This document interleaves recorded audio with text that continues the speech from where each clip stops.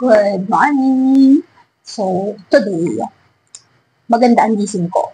So, sabi ko, dapat maging productive ako ngayong araw. Kaya naman, dahil nangangarap ako maging freelancer and meron na akong mga kausap na mga clients. Yes, mga clients. Pero di pa ako kumikita sa kanila kasi kaka-resign ko lang last September 20 and magpupursue na ako mag-freelancing. And syempre, kasama na rin doon yung vlogging. Kaya ito, meron akong day 1 ng aking freelance journey. So, syempre, wala pa akong make-up and everything. Mag-aalmasal pa lang ako kasi kagigising ko pa lang and ayoko nang humiga kasi nagpahinga ako nitong mga ilang days para ako ready ako pag nag-freelance na ako. So, pupunta ako ngayon ng aking to-do list. Yes, may to-do list, diba? So, pupunta ako sa barangay para kumuha ng barangay clearance and kailangan ko yun para makakuha naman ako ng OTR.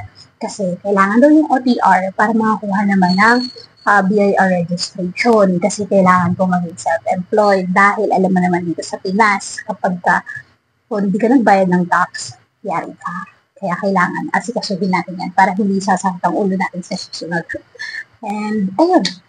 So, wala pa ako idea ngayon. Samahan niyo ako para matuto tayong lahat sa mga kagaya ko na gusto ng freelance and mag-start ko lang ng freelance. I don't know if tama ba itong ginagawa ko na yung papeles ko agad yung inaayos ko kasi meron naman akong 2 clients na So, magiging 3 na sila in the future.